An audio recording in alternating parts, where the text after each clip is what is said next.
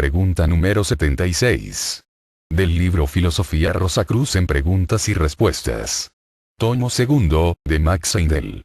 En la página 405 del concepto Rosacruz del cosmos está el párrafo siguiente. El voto de celibato absoluto se aplica únicamente a las grandes iniciaciones, y aun entonces, un solo acto de fecundación puede algunas veces ser necesario, como un acto de sacrificio, como fue el caso para proveer el cuerpo para Cristo. La religión cristiana enseña que Jesús, el Cristo, nació de una virgen, lo que de otro modo es expresado como una inmaculada concepción. Son tales enseñanzas, y en su estricta adherencia a la definición divinas. ¿Es el nacimiento de Jesús así considerado por los Rosacruces? Respuesta. De acuerdo con las enseñanzas Rosacruces, es necesario distinguir muy claramente entre Cristo y Jesús. Cuando investigamos en la memoria de la naturaleza, encontramos que el espíritu que nació en el cuerpo de Jesús era un ego muy avanzado, que había alcanzado una muy sublime espiritualidad por medio de muchas vidas de santidad y servicio por medio del sacrificio de sí mismo, y es posible investigar los nacimientos anteriores de ese ego tan fácilmente como podríamos hacerlo con las pasadas experiencias de cualquier otra entidad perteneciente a nuestra raza humana. No obstante, en vano investigaríamos cualquier anterior encarnación del Cristo, pues Él no pertenece enteramente a nuestra evolución. Él era el iniciado más elevado del periodo solar, y la humanidad ordinaria de ese tan distante pasado ahora ha evolucionado a un grado superior de espiritualidad, y los llamamos arcángeles. Hasta hace 2000 años la Tierra era guiada con mano de hierro por Jehová y sus ángeles, quienes eran el producto evolucionario de un periodo pasado. Bajo su régimen, el temor de la ley era puesto contra los deseos de la carne. Cada transgresión requería ojo por ojo y diente por diente. Esto, sin embargo, no deja campo para la evolución del amor y el altruismo. El amor perfecto echa fuera el temor, y Cristo vino al mundo a salvar a la humanidad de la ley y el egoísmo, mediante el cultivo del amor y del altruismo. Empero, es una ley inexorable en la naturaleza que nadie puede formar un cuerpo del material que, por la evolución, no haya aprendido a manipular, y en el distante pasado, cuando los arcángeles estaban en el estado humano, el mundo que habitaban estaba hecho de sustancia de deseos. Por consiguiente, así como nuestro cuerpo denso físico está formado de los constituyentes químicos de nuestra Tierra actual, así, el cuerpo más denso de un arcángel está hecho de sustancia de deseos. Por muchos siglos antes de que Él realmente viniera a vivir en medio de nosotros, el Cristo trabajó sobre la tierra desde afuera, para purificar el cuerpo de deseos de la tierra con el fin de que pudiésemos obtener materiales con los cuales expresar más puros y mejores deseos y emociones. Es obvio que esto podría hacerse mucho mejor por parte de un espíritu interno, si pudiera proveerse un medio para asegurarle una entrada en la tierra. Fue la misión de José, María y Jesús, proveer este vehículo consistente en un cuerpo denso, y en un cuerpo vital, a los cuales el cuerpo de deseos y vehículos superiores del Cristo pudieran ligarse por un corto periodo de tiempo mientras cumplía su misión. Cuando el acto generador se hace de manera baja y brutal, cuando está manchado de lujuria y pasión, ciertamente degrada a un nivel inferior al de las bestias a los que participan en este acto de profanación. Por el contrario, cuando los presuntos padres se preparan por medio de la oración y de elevadas aspiraciones para realizar el acto como un sacramento, sin consideración alguna a la gratificación sensual, la concepción es inmaculada. Es evidente que no es la virginidad física lo que cuenta como virtud, pues todos están en ese estado en los primeros años de la vida. Es la pureza, la castidad del alma, lo que hace la pureza virginal tanto en el padre como en la madre. De conformidad con las enseñanzas rosacruces, respaldadas por la investigación en la memoria de la naturaleza, tal fue la condición de José y María, cuando el cuerpo que se formó alrededor del átomo simiente de Jesús, fue concebido. El espíritu solar, Cristo, no podía crear tal vehículo. Además, habría de ser un gasto inútil de valiosa energía para tan grande espíritu el pasar a través de la matriz y hacer crecer un cuerpo durante todos los años de la niñez hasta haber alcanzado la edad de madurez para poder ser utilizado. Por consiguiente, esta tarea fue delegada a Jesús, quien usó su cuerpo hasta el momento del bautismo, cuando se nos dice que el Espíritu descendió sobre él en forma de paloma. Allí dejó Jesús el cuerpo que fue entonces habitado desde ese instante hasta el fin, por el Espíritu de Cristo, y así tenemos que tratar, durante los 3 años de su ministerio, con una entidad compuesta, Jesús Cristo. Debiera entenderse que las grandes jerarquías que nos han ayudado en nuestra evolución siempre trabajan con las leyes que ellas han dado para nuestra guía, y no contra ellas, y habiendo una vez suministrado el método para construir un cuerpo mediante la unión del hombre y la mujer, no podrían pensar en suspender esa ley así como no pensarían suspender, ni por un solo momento, la ley de gravitación. Podríamos fácilmente imaginar el caos que resultaría si la gente, las casas, los tranvías y todo lo demás no adherido con seguridad a la Tierra, hubiera de saltar en el aire, y los desastres para nuestra estructura social que habrían de seguir si se suspendiera la ley de fecundación. En realidad los pasajes interpolados dicen muy a las claras que José intentó repudiar a María.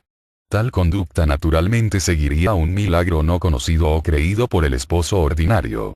Como una mayor evidencia de haberse metido los traductores con lo que no debían. Se notará también que se da toda la genealogía de Jesús por parte de José, y si él no fuera el padre, esto no tendría razón de ser. Entonces tampoco se hubiera dicho que Jesús brotó de la raíz de David.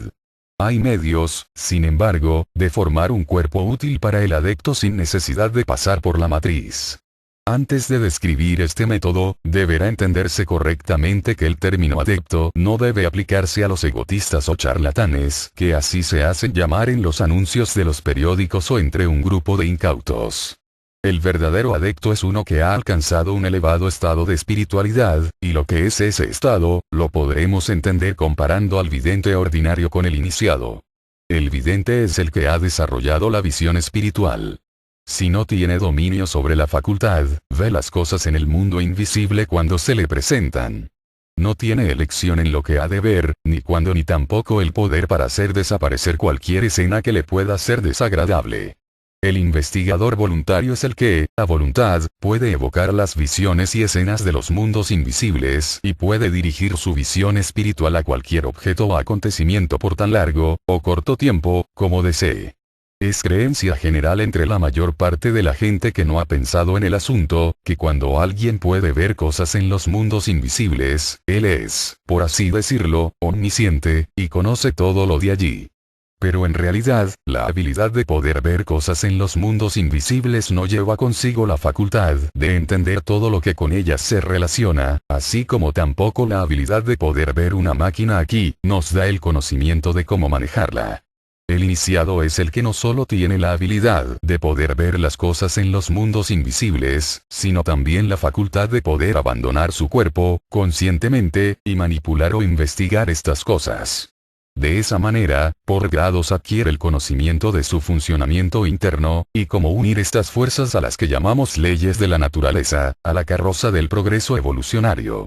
El adepto es el que ve y conoce y, además, se ha vuelto experto en el uso de las leyes de la naturaleza para la producción de lo que, para la persona ordinaria, parece magia, pero que realmente no es sino la aplicación superior de las mismas leyes que gobiernan el curso ordinario de la vida. Todos estamos familiarizados con el hecho de que el alimento que ingerimos es mayormente desperdiciado por la falta de conocimiento relacionado con los verdaderos requerimientos de este vehículo, aunado con el hecho de que la mayor parte de nosotros come para agradar al paladar y no para nutrir el sistema. Esto interfiere con el metabolismo, y se desperdicia más alimento que el que se asimila. Aún la parte del alimento que asimilamos no siempre forma tejidos sanos, sino carne fofa, que es una carga inútil para nosotros, y el cuerpo vital está constantemente luchando para desembarazarse del indeseable aumento de desperdicio. Después de una fuerte comida, el investigador puede ver una banda negra de una consistencia como de jalea, elástica, formada de éter, en derredor de la región abdominal del gastrónomo. Esto es el veneno generado por la fermentación del alimento malsano tomado en abundancia, y que está siendo expelido del cuerpo denso por medio de las corrientes que irradia el cuerpo vital en el esfuerzo que este último hace para limpiar el sistema obstruido. También gastamos tejido corpóreo por medio de la indulgencia en placeres, por medio de los movimientos y emociones innecesarios, haciendo que el cuerpo denso se envejezca y muera mucho antes de lo debido que si se hubiera usado adecuadamente. El adepto es diferente. Él sabe cómo controlar sus acciones y emociones, ahorrando así todo esfuerzo innecesario al cuerpo. Él también conoce los exactos elementos que se requieren para mantener su cuerpo, y la proporción de vida en que debe tomarlos. De ese modo asegura el máximo de nutrición, y el mínimo de desperdicio. Por esta razón él puede mantener su organismo en un estado de apariencia de juventud y vigorosa salud por cientos de años. Se dice entre los hermanos legos de los Rosacruces que Christian Rosenkreuz está hoy usando un cuerpo que de esa manera ha sido conservado por varias centurias. Esto puede o no ser, el autor no tiene medios para saberlo, pues nuestro augusto guía nunca es visto por ninguno de los hermanos legos que concurren al templo para el servicio de medianoche. Solo se siente su presencia, y es la señal para comenzar el trabajo. Sin embargo, por la conversación con algunos de los hermanos legos que han estado conectados con el templo por 20, 30, y aún 40 años en esta vida, se ha descubierto que los hermanos mayores, de quienes hablamos como nuestros maestros, conservan la misma apariencia que hace 30 o 40 años. Juzgando por la norma común de los hombres ordinarios, podríamos decir que los hermanos mayores parecen tener ahora unos 40 años de edad, y esto corrobora lo que se dice en las enseñanzas citadas anteriormente.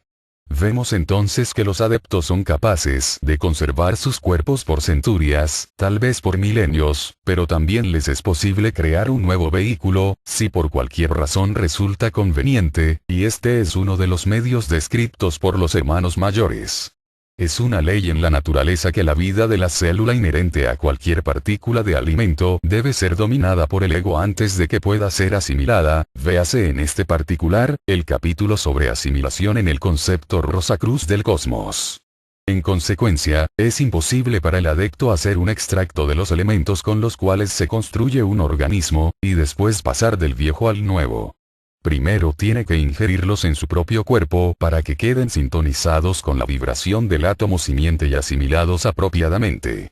Después de haber sido asimilados por él en la forma decretada por las leyes naturales, puede de nuevo extraerlos y utilizarlos para la formación de un nuevo cuerpo.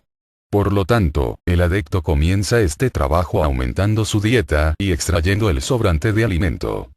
Teniendo tan completo dominio propio, tiene también el poder de controlar y mantener en sujeción los vivientes elementos de nutrición que entonces utiliza gradualmente para construir un cuerpo. Este vehículo generalmente es colocado en un cuarto en el que nadie más entra.